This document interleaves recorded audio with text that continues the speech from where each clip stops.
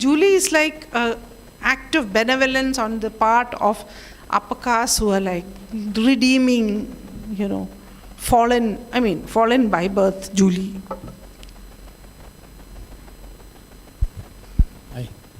Yeah, I had one question about this idea of the West. In the West, you have now in Europe an increasing tendency to look for heritage. The Swedish people, they want to look for the Viking roots, and then countries like Finland, they want to own certain cultures like sampras, very common in the Eastern Europe, but they want to own that. So there is also a tendency in the West, in the North Europe, to reclaim some heritage. I was just, on basis of this, I was just wondering this idea of West, which is like very strong. When you call something Western, we all know sort of what it means. But is there also an idea of East that is emerging, or that actually exists, like an idea of East as compared to the West? Oh my God, you should read Edward Said. You should read this book called Orientalism, which of course is only the start of that conversation about what the East is, because Said, of course, very powerfully points to, Orientalism was a whole academic discipline about the East, reportedly, as if the East was, the East is so incredibly diverse. So it's not easy to pinpoint some kind of an essence of the East. And Orientalism is an excellent first attempt. It has been qualified in many ways by many other historians, but it's an excellent start of that conversation, which tells you how much the West needed the East to consolidate itself. So without creating an image of the East, of the Oriental, the Occidental would never have got consolidated as an kind of exclusive, internally coherent and externally separate, externally separate entity. So please, I think Edward Said's discussion might be a good starting point to find an answer to this question. It's just too vast for me to answer otherwise. But it's a very exciting question, and the answers that have been given to it are also really, really... Orientalism, I'm sure you'll read in one. It's such an engaging book.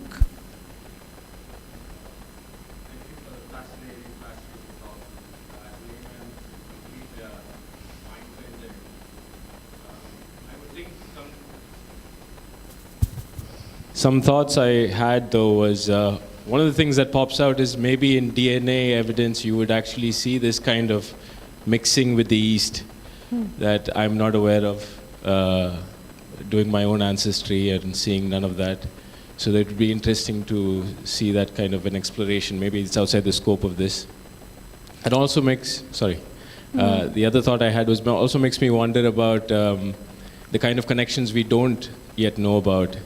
For example, we see the mortar and pestle in Mexico and South Central America. What is it called? Sangria? I'm not sangria.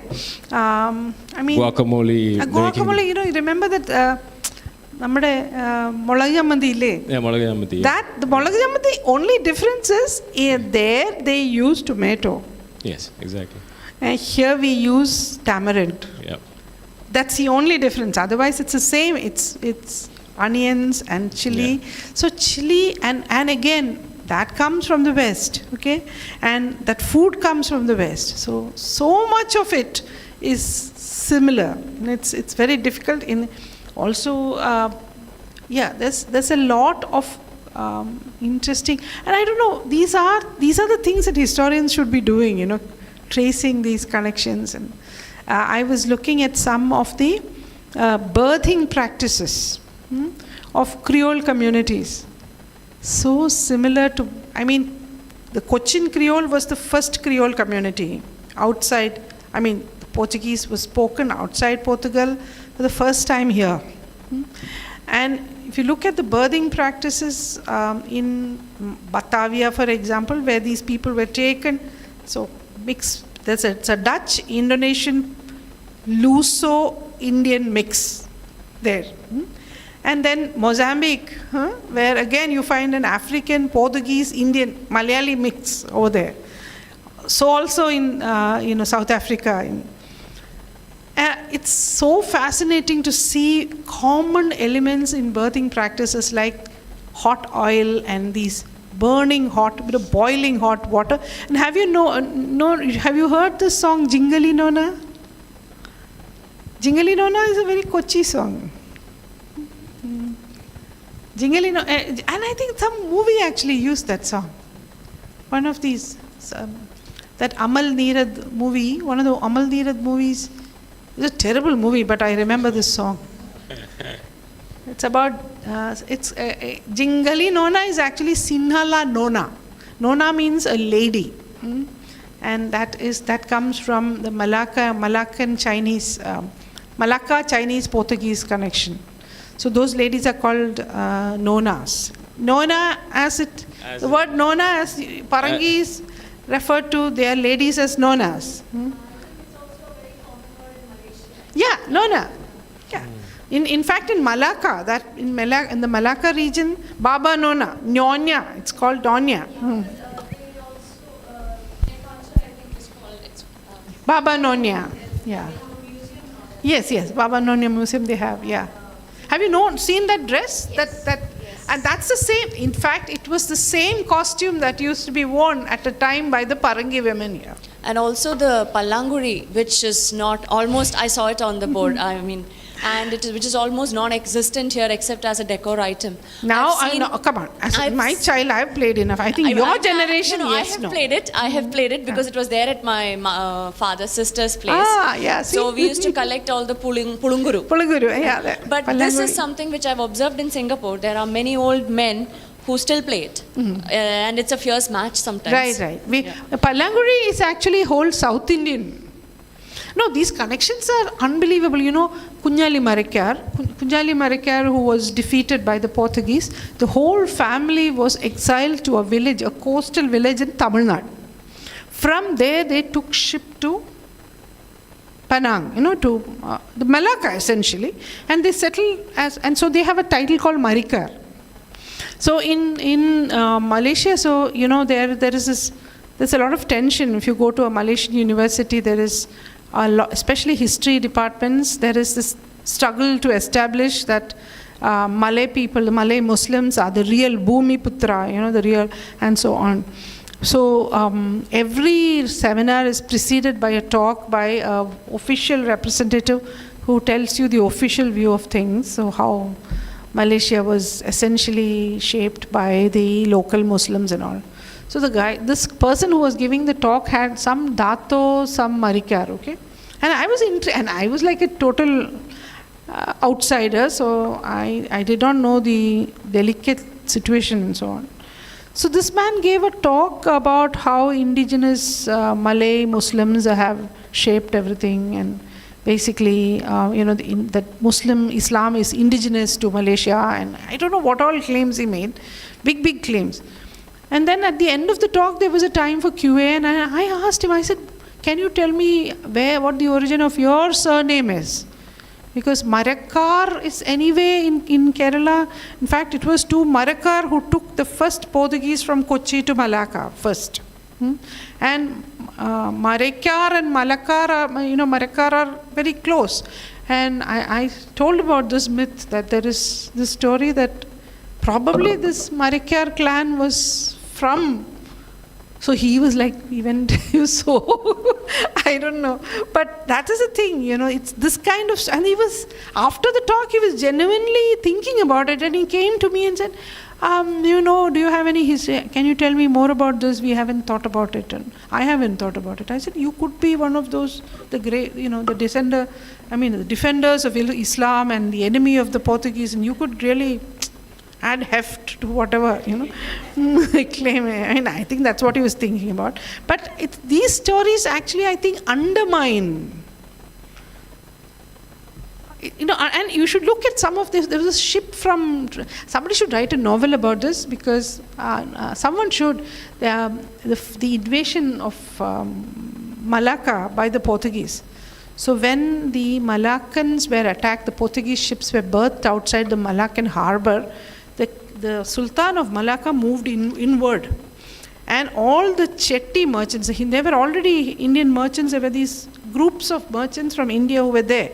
So the Hindu Chetty merchants from Andhra, who all of them, all the other merchants moved with the king into the interior. It's just one guy who was there, the only chap who was there, who did not side with the king and actually supported the Portuguese. That man's name was Chatu.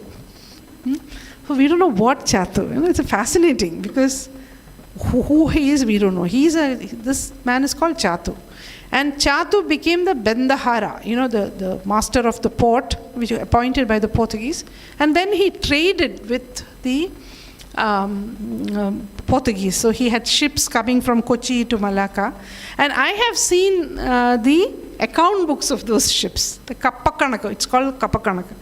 So where this is a list of the employees in the ship giving details of where they came from, what they were paid. So there are workers in the ship are all so fascinating. The ships that are coming to Kochi. So there are people from Pegu, there are people from Ceylon, from the Andamans, then from Sumatra, from Bali, all over. And the only Malayali, there's just one person who is mentioned as coming from Malabar. And he is mentioned as Menon. But Menon only means a clerk. So some Menon is paid higher than all these other workers. And if you look at their salaries, the wages are so poor. You can well imagine them settling down in Kochi with some lady. Yeah, and in fact, this whole thought, somebody asked me how I started thinking about this. I started thinking about it in an Indonesian hotel room where I had nothing to do but watch their serials. And those serials are like so close to home. It's the same. It's this nice, the good daughter-in-law who's poor and the rich daughter-in-law who is bad and the misguided mother-in-law who hates the poor daughter-in-law. The language is no barrier. In the middle of this, suddenly there's a commotion happening and people are shouting Katti and Pichati and all. And this is what? Katti, Pichati, Churiga. I suddenly noticed that all the names of this kind of objects, which are potentially weapons, Katti, Pichati, Churiga, it's the same name. Churiga, for example. So that got me thinking, that started thinking, okay, it's possible because after all, implements, the names of things, shared things, are likely to be the same. Then it turned out that Katti is Katti in Indonesia and Pichati is also the same. Pichati is Pishati. Pishangati. And Churiga is also a weapon. But these are, I know and I studied history. The need for learning languages, we did not feel so acutely. But now I think someone to study, if this is the kind of history we want to explore, then the scholars should learn Portuguese, Dutch, Sinhala, Bahasa Indonesia, Bahasa Malaysia, possibly Burmese. Because there are so many interesting legends about a Syrian Christian guard being appointed for the ruler of Pegu who converted into Christianity. The Portuguese converted a king of Pegu to Christianity and he was under serious threat. So the Portuguese, the Syrian Christians were also Kalari. There were a lot of families that specialized in Kalari. From those families, apparently the Portuguese created a royal bodyguard of Syrian Christians who were in Pegu. Essentially, they were in Pegu and apparently there was a small church in Pegu that serviced their spiritual needs. So how do we know? These are the histories that we should be thinking about, and I think those are the stories that are going to change us, and make us open enough to accept the Bengalis who are now coming in, Bengalis and Biharis and Assam, people from Assam in the northeast who are coming in, hoping that they contribute. That's my dream. I hope will be a Bengali Malayalam and, Bihari Malayalam. That's how a culture grows, In that context, the language of Malayalam, somehow, I don't know, like I feel that the government is trying to make it compulsory in everything, but somewhere it is dying down. Things like that. What is your thought on that, as the importance of Malayalam as a language? Well, Malayalam has, now we are living in a context where local languages, unless they are supported, are not really the passageways to power or even an income, which is to our disadvantage, because one reason I can vouch for this is why people don't really grasp the fundamentals of science and mathematics. It's because it's not taught in the local languages. Unless you learn, you learn science in a very different way. You have to understand the fundamentals thoroughly. Otherwise, you can't study science. If you do not understand what mass is, what energy is, you cannot move up. It's not like social science where you can mug up a few essays and then emit hot air, and then your teacher who correcting it gets so sick she has to give you some marks. Science is not like that. Unless you understand mass and velocity, fundamental properties of matter, you cannot really build on it. And same thing for mathematics. If you understand your fundamentals, maths is easy. But you never understand the fundamentals. You just acquire it with some, and of course very taught badly, either in Malayalam or in English. Because the people who teach, they themselves haven't mastered the foundations. So that is a great disadvantage. And the only reason why people perhaps learn these languages is the prospect of jobs in the local areas and so on. But I think we still can maybe, what should I say? Malayalam is a very flexible language, so I think it will survive. Because it has the capacity to absorb words from the dominant language and survive. Very much indeed. Because we are a people who are... Malayalam is a little schizophrenic because, it is... what should I say? We think in Tamil, but we write in Sanskrit. No? For example, the word vada or kuda, you write it kuta and vata. Do you say vata? If I come to your shop and say, give me 3 vatas, what would you think? You laugh. So, I know when I first taught cultural history when I was as a PhD student, my first lecture was a quiz. My first class was a quiz. Basically to show students that they really didn't know much, because they think they know much. So one of my questions was to translate the word, I would ask my students to translate the word milk bar. Milk bar is a common word. It's a common Indian word. So the smart ones in the class would always put their hands up and say, Kshira Shala. Because that's how we are taught to think about Sanskrit as the resource. But then I would offer to them a small, the translation of milk bar I found in front of the Shuchindram temple. There's a little shop in front of the Shuchindram temple in south, in Kanyakumari district, which says Palidam. So they see, the same response would come from my students. So I say, what about Palidam? Then everybody's like, okay, what a relief. Yeah, that is the right word. So that's what I'm saying. Malayalam is schizophrenic. So there is a way in which we think in Tamil and also we speak in Tamil, okay? We don't say vata. or kuta. We say vadayum kodayum, koda, in fact not even kuda.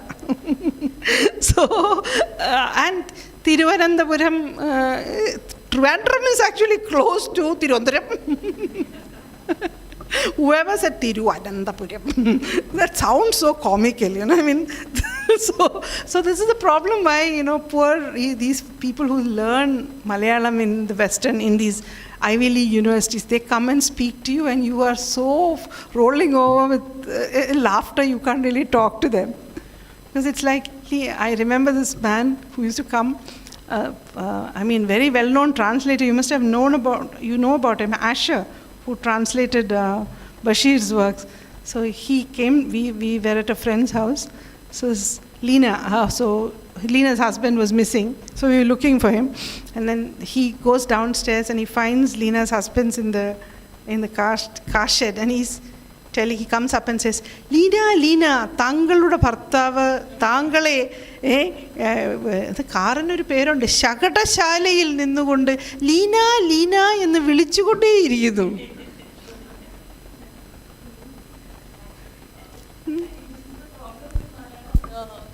Textbooks.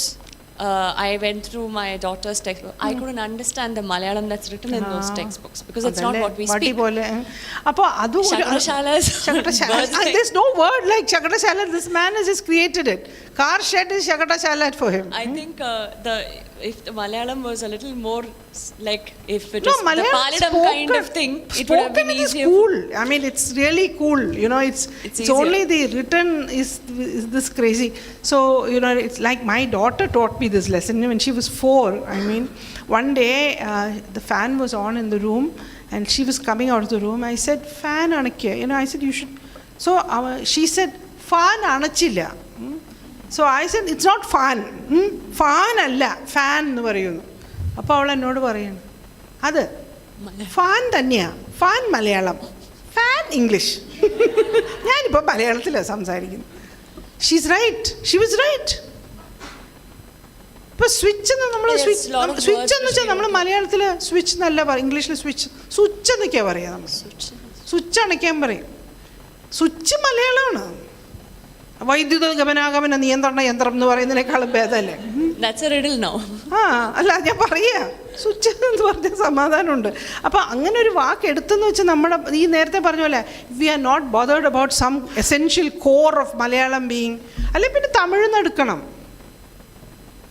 ഇപ്പം തമിഴിൽ നല്ല വാക്കുകളുണ്ട്. ഇപ്പം ഈ mic, അത് മണ്ണാങ്കട്ടി, loud speaker, ഇതിനൊക്കെ കൂടെ ഒറ്റ വാക്കേ ഉള്ളവർക്ക് ഒലി പെരുക്കി. പെർഫെക്റ്റ് മലയാളം. ഒലി പെരുക്കി, ഒലി ശബ്ദം, പെരുക്കുക എന്ന് വെച്ചാൽ കൂട്ടുക, ഒലി പെരുക്കി. അല്ല, മലയാളിയും തമിഴും തമ്മിലുള്ള വ്യത്യാസം അറിയണം. തമിഴും തമ്മിൽ മലയാളത്തിൽ ഇപ്പോൾ തമിഴ്നാട്ടിലെ ഇപ്പോൾ ഇവിടെ ബസ്സിലൊക്കെ കയറി കഴിഞ്ഞാൽ എഴുതി വെച്ചിട്ടുണ്ട്, പടിയിൽ യാത്ര ചെയ്താൽ പോലീസിനെ വിളിക്കും, എത്രയോ ശിക്ഷാർഹം, അങ്ങനെയൊക്കെ ഇല്ലേ? എന്താണ് എന്താ പടിയിൽ ഇപ്പോൾ ബസ്സിൻ്റെ ഫുട്ബോർഡിൽ യാത്ര ചെയ്താൽ പോലീസിനെ വിളിക്കും, ഉടനെ സ്റ്റേറ്റിനെ വിളിക്കും. സ്റ്റേറ്റിനെ വിളിച്ച് നമ്മളെല്ലാം പേടിപ്പിക്കും. തമിഴ്നാട്ടിൽ അങ്ങനെയൊന്നുമില്ല. പടിയിൽ പയണം, നൊടിയിൽ മരണം എന്നാണ്.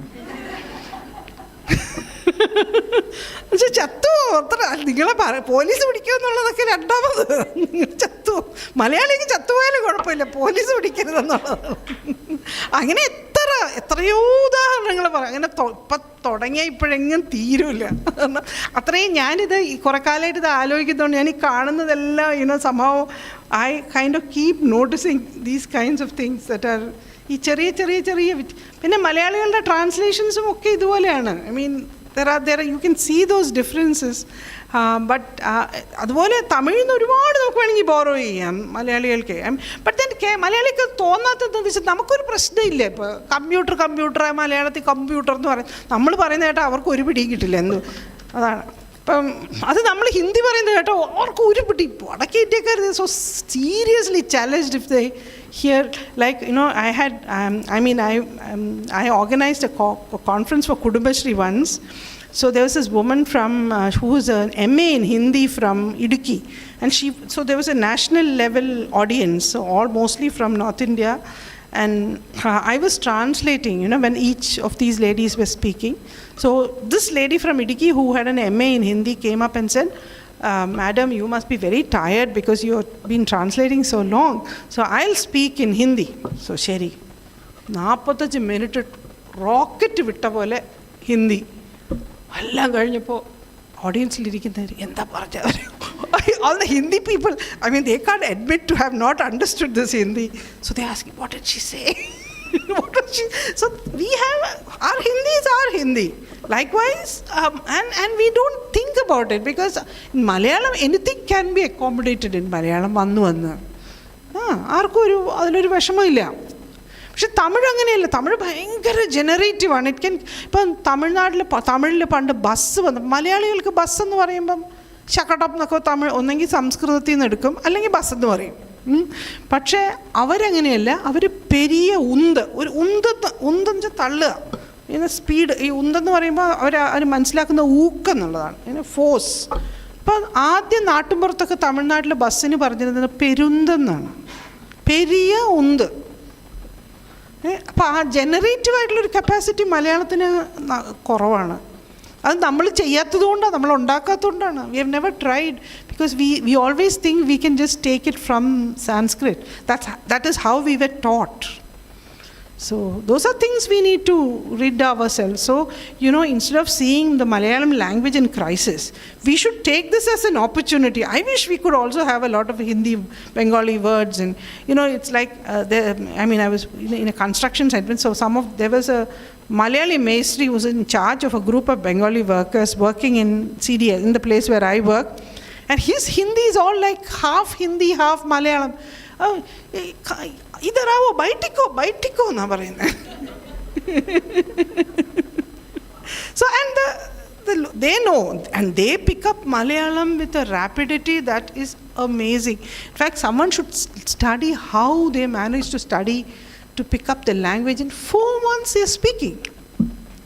And why? Because they don't care about the grammar. They don't care about the grammar. You have to stop getting bothered with grammar if you want to teach anybody to speak. Let them speak, sentences are technically wrong. If they communicate, fine. That is precisely what should happen. And then the grammar, etc., can be added on later. Yeah, Arabic. You know what? See, if you look now, I think Uber adds the languages that the driver can speak, and they inevitably include Arabic. So the driver can speak English and Arabic. So it's such a fabulous, to just look at it. So wonderful. Yeah.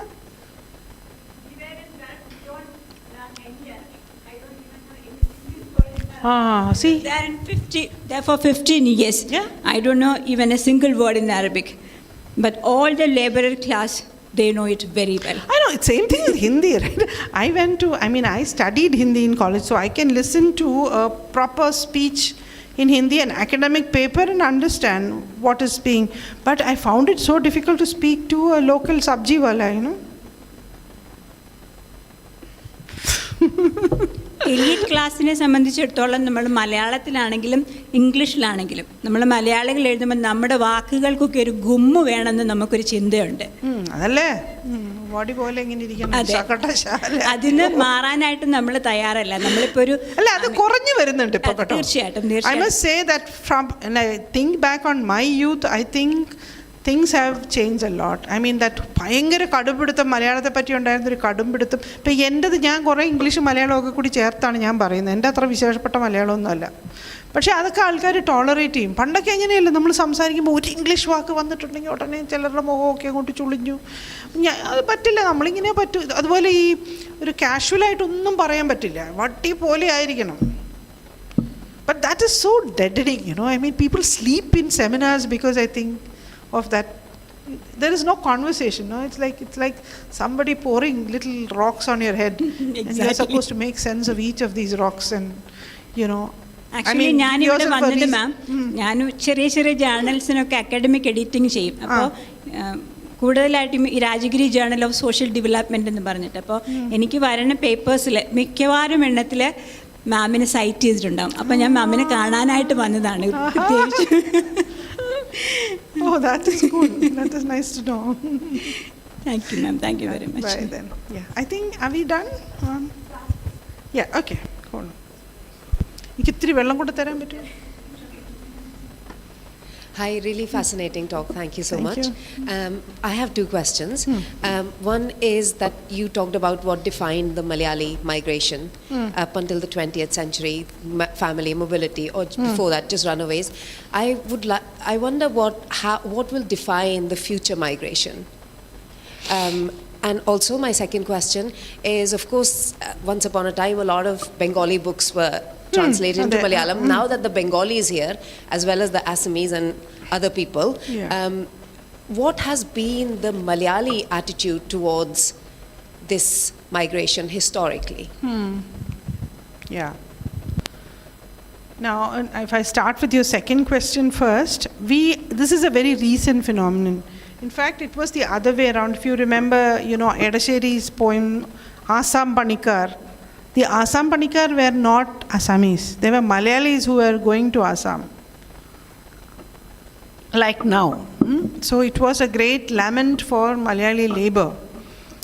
Now we are like a middle income country almost. In India we are one of the richer regions. So we are attracting basically in migration from people of poorer areas. So this is an unprecedented situation. We've never had this. So this is what I'm saying, that the challenges of the 21st century are very different from the challenges of the 20th. So to use the same solutions is a huge mistake. So I think we need to prepare for this, Now, of course, one of the ways the government has been dealing with this is to admit the children of these kids to schools here, and they're doing very well, I hear. I mean, many of them are doing very well and they're learning Malayalam very well. So it's been to offer Malayalam to them. But how, as civil society, how do we prepare for this? I think it's important for us to also, start learning their languages, start trying to understanding their popular culture. Now, in CDS, I remember after this construction, we had something like 40-50 laborers. So once the building was over, it was Onam. So we usually have a community feast on Onam. So this time we decided to invite all of them for the Onam feast. So they all came. And then it turned out that they did not like sambar. And they were mostly very, very surprised that there was such little dal was being served. So there was a rush to make more dal. So suddenly we realized that this sadhya, our guests are not really enjoying this sadhya. So there was a huge rush. Suddenly people ran around, I think, went to the local hotels and bought tons of dal, different kinds of dal. And that is how the sadhya changes. So, you see, this is how. So, the Kerala sadhya is never fixed, by the way. Sambar is a foreigner. I don't know how many of you know that. For in the more conservative families, for Vishu, Onam is the slightly, less conservative sadhya. So, your sambar, etc. is permitted. But the real conservative sadhya is the Vishu sadhya. So you only have, it's the Kalan oil and sadhya, right? Where the Kalan, of course, uses only, in fact, Kalan is a very conservative dish, because originally the red chili was never used in any of these sacred food because it was supposed to be foreigner. So the real Savarna meal had to be from Kurumulaga and some green chilies. So the Kalan oil and sadhya for Vishu is like pure and sacred. Onam, you are permitted some differences. But there are these things are changing. Now in marriage feasts in South Kerala, they serve something called Gobi Manjuri. Gobi Manjuri is part of the sadhya. Because everybody wants gobi manjuri, whatever it is. Some fried pieces of gobi, that is it, gobi manjuri. But everyone seems to be enjoying it. And this terrible thing called pineapple payasam, which I actually thought was poison. But everyone is enjoying it. I mean, people like it. So, I may not like it. A lot of people like it. And likewise, our sadhya became a parippa sadhya. Like parippa, a tiny little parippa, little bit of parippa that is served in the ordinary sadhya. So all of us realize that these are the accommodations that we need to make. Now, if in the sadhya we made this kind of an accommodation so that our guests could enjoy, we also realized that they like the sweets. So lot of, instead of giving 2 pieces of sharkare uperi, it was like, sharkare uperi occupies one part of the ella. It's like some 15, 16 pieces. And sharkare uperi was being, and I noticed that they were actually adding sharkare uperi to the rice. Then pouring, some dal on top of it and enjoying their food.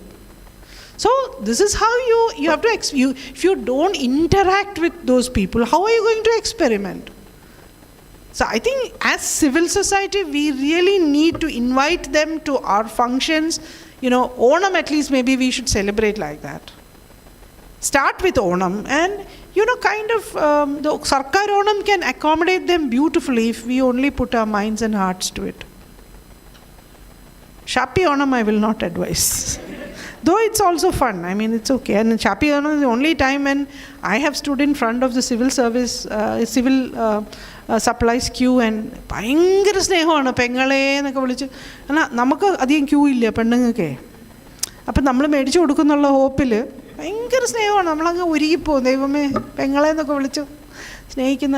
ഇപ്പം അതില്ലെന്ന് തോന്നുന്നു, because showrooms അല്ലേ, അപ്പം അത്രയും ഇല്ല. But I go in A മുണ്ടും നേരിയത് വരുമ്പോൾ എൻ്റെ ഈ നരച്ച മുടിയൊക്കെ ആയതുകൊണ്ട് നല്ല ഈ വല്യം ഇപ്പം അമ്മായി അത് പോയി വാങ്ങിച്ചു തരാം ആൻറ്റി എന്നൊക്കെ പറഞ്ഞിട്ട് കൊച്ചു പിള്ളേരൊക്കെ കൂടും. നല്ല രസമാണ്. Dr. Devika and friends in the audience, on behalf of the Kerala Museum and Madhvanai Foundation, I thank you from the bottom of our hearts for this very engaging lecture, so rich in evidence and references that it kind of exploded the topic of migration and cosmopolitanism in every possible direction, I think, bringing it into our present, very consciously. The General Lecture Series is made possible with the support of the Geojit Foundation. They have generously given us a grant to explore and excavate topics beginning in the modern history of Kerala but moving backwards, and very plural history and intersectional history, and something that allows us to ask questions and present multiple perspectives so that there's no single one narrative. And I extend my thanks to them for their partnership and commitment to this exciting program. I'd like to also thank the entire Janal team who's been working very hard to put together this series of talks that extend all the way till December, and hopefully after the Christmas break we continue in January. Let's see. And especially Raji at the helm of the talks, programming all the speakers and getting in touch with them. Saro and Nawaz at the tech, and Shailja on the camera, and Nitin at the way back over there who handles the social media. I also make special mention of the Kerala Museum team who are behind the scenes all the time, but who are really the pillars of successful events we organize here. Journal talks are programmed for every alternate Saturday, so mark your calendars for the next one by Priya Nair on 12th of August on early women writers in Malayalam, and Muhammad Shafiq, who will be speaking on the 26th of August, tracing migration to the Gulf through photographs. So both will be really exciting lectures. Lastly, please follow the handles of the Kerala Museum on social media. Save our number on WhatsApp, it's up there on the screen for you so that you get our updates. And please do share widely with anyone you think would benefit from coming for something like this and party. I myself can spot at least 10 people in the audience who have lived somewhere abroad and come back home. And so it's been quite exciting to see all your expressions and your responses. So thank you all for joining us today, and see you again for the next one. I'd like to give Dr. Devika a small memento from us, from the Madhvanai Foundation and Kerala Museum and the Journal team. Thank you so much. The talk will be available on YouTube. Also, if you want to pick up this copy, it's not available here. But I just happened to spot it on, in the crosswords, and it actually takes us through much of the talk, but through stories that Dr. Devika has translated and selected nuggets that bring together all of what she's been talking about today. So thank you so much, ma'am. Thank you all. Stay in touch. Come back for the next one. See you.